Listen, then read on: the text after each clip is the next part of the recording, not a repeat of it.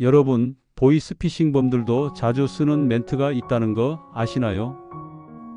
마치 교본처럼 정해진 대사들을 반복해서 쓰거든요. 그래서 한번 귀에 익혀두면 막상 전화가 와도 쉽게 속지 않게 됩니다. 오늘은 그들이 가장 많이 쓰는 멘트 10가지를 차근차근 알려드리겠습니다. 가장 많이 들을 수 있는 건 바로 계좌가 범죄에 연루됐습니다. 라는 말이에요. 이건 사람 마음을 가장 크게 흔드는 말 중 하나죠. 내 통장이 범죄에 쓰였다니 순간 머리가 하얘지잖아요. 이 멘트는 공포심을 확 끌어올려서 상대가 이성적으로 생각하기 어렵게 만드는 겁니다. 그런데 잘 보세요. 경찰이나 검찰이 일반인에게 이런 방식으로 전화해서 계좌 이야기를 꺼내는 법은 절대 없습니다. 실제라면 문서나 공문을 보내는 게 정상이지요. 그래서 이 말이 나오면 무조건 가짜다 하고 선을 긋는 게 좋습니다. 당황스러워도 이건 보이스피싱이구나 하고 끊어버리면 됩니다. 한 번만 알아두면 절대 당하지 않을 수 있어요. 두 번째는 검찰입니다. 경찰입니다. 금융감독원입니다. 하고 기관을 사칭하는 멘트예요. 다들 권위 있는 이름을 들으면 순간 긴장하게 되잖아요. 그래서 이 사람들은 꼭 이런 직함을 앞세워요. 심지어 가짜 직함, 가짜 이름표를 읽어주기도 하지요. 그런데요, 생각해보세요. 정식 기관이라면 절대 전화로 먼저 개인 정보를 묻거나 계좌 이동을 요구하지 않습니다. 특히 검사, 경찰은 더더욱 그렇죠. 그래서 이런 직업이 나오면 내가 왜 지금 이런 전화를 받아야 하지? 하고 한번 의심부터 해야 합니다. 순간 긴장이 될지라도 바로 차단하면 마음도 편해집니다. 세 번째는 휴대폰이 해킹됐습니다. 라는 멘트예요. 이건 혼란을 주는 방식이에요. 갑자기 해킹이라니 누구나 깜짝 놀라죠. 특히 휴대폰은 요즘 가장 중요한 물건이라서 무너진 기분이 들기도 합니다. 이 말이 나오면 사람들은 일단 불안해서 안내를 따르기 시작하거든요. 그런데 현실적으로는 해킹이 됐다면 은행이나 통신사 아니면 직접 사용하는 앱에서 먼저 안내가 옵니다. 전화 통화하며 지금 바로 조치하라 하는 건 거의 다 가짜죠. 그래서 이런 상황에서는 전화로 대응하지 말고 내가 직접 고객센터에 걸어 확인하면 됩니다. 한 번만 습관 들이면 이런 멘트에 흔들리지 않게 됩니다. 네 번째 멘트는 대출 상환을 도와드리겠습니다. 라는 말이에요. 듣기에는 참 달콤하죠. 특히 요즘 금리가 높다 보니 누군가 저금리로 갈아탈 수 있다 하면 혹하기 마련이에요. 보이스피싱범들은 바로 그 심리를 노립니다. 그래서 더 낮은 이자로 갚게 해주겠다, 부담을 덜어주겠다 하면서 접근하는 거예요. 하지만 실제 금융기관은 전화로 먼저 이런 제안을 하지 않습니다. 대출 갈아타기 상품은 공식 은행 앱이나 직접 방문을 통해서만 진행돼요.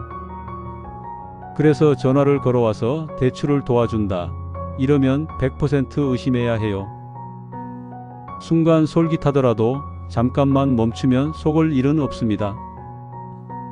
조금만 주의하면 오히려 내 돈을 지킬 수 있죠. 다섯 번째 멘트는 귀하명의 대포 통장이 발견됐다. 라는 말이에요. 이건 아주 심각하게 들리잖아요. 내 이름으로 범죄 통장이 쓰였다니 당황할 수밖에 없습니다. 보이스피싱범들은 바로 그 순간을 노립니다. 상대가 겁먹고 말이 줄어드는 사이에 그 틈을 파고드는 거죠. 그런데 여기서 중요한 건 실제 수사기관은 개인에게 이렇게 바로 전화를 걸지 않는다는 겁니다. 공식 절차와 문서가 따로 있어요. 따라서 이런 말을 들으면 오히려 가짜가 확실하다 하고 마음을 단단히 먹으면 됩니다. 순간 무섭더라도 생각보다 간단하게 대처할 수 있는 거죠. 결국 내 계좌와 이름은 내가 지켜야 한다는 마음이 제일 큰 힘이 됩니다. 여섯 번째 멘트는 세금 환급금이 있습니다. 라는 말이에요. 이건 사람 마음을 기분 좋게 만들면서도 동시에 방심하게 만드는 방식이죠. 환급금이라니 누가 싫어하겠어요. 갑자기 생각지도 못한 돈이 들어온다니 순간 솔깃하게 됩니다. 보이스피싱범들은 바로 그 틈을 파고드는 겁니다. 계좌번호를 확인해야 한다. 수수료를 내야 한다. 이런 식으로 접근하죠. 하지만 실제 세금 환급은 국세청에서 안내 문서가 오고 공식 사이트를 통해서만 진행됩니다. 전화로 안내하고 계좌를 묻는 건 전부 거짓말이에요. 혹시라도 이런 전화가 오면 그냥 웃으면서 끊어버리면 됩니다. 결국 내 돈은 내 손으로 직접 챙겨야 안전하지요. 일곱 번째 멘트는 아주 충격적인 자녀가 사고를 당했습니다. 라는 말이에요. 이건 부모 마음을 정면으로 노리는 겁니다. 갑자기 들으면 가슴이 철렁 내려앉죠. 정신이 혼미해지면서 이성을 잃게 됩니다. 보이스피싱범들은 바로 그 틈에 돈을 요구합니다. 병원비가 필요하다, 합의금이 필요하다 하면서요. 그런데 여기서 꼭 기억하세요. 사고가 났다면 병원이나 경찰에서 먼저 연락이 옵니다. 전화로 송금을 재촉하는 일은 절대 없습니다.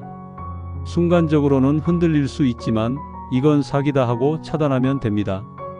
무엇보다 가족에게 직접 연락해 확인하는 습관이 제일 중요해요. 이 작은 습관이 큰 피해를 막아주죠. 여덟 번째 멘트는 안전 계좌로 옮기세요. 라는 말입니다. 아마도 가장 유명한 보이스피싱 멘트 중 하나일 거예요. 안전 계좌라는 말 자체가 안심되는 듯 들리지만 현실에는 그런 계좌가 없습니다. 이 말은 무조건 송금을 유도하는 거예요. 여기서 사람들이 속는 이유는 내 돈을 보호해야 한다는 불안감 때문이죠. 그 순간 머릿속에서는 빨리 옮겨야 한다는 생각만 남습니다. 하지만 은행이나 수사기관은 안전 계좌로 돈을 옮기라고 절대 하지 않습니다. 내 계좌를 지킬 수 있는 건 결국 내 판단이에요. 한 박자만 늦추면 피해를 피할 수 있습니다. 조금만 의심해도 이 멘트는 절대 통하지 않아요.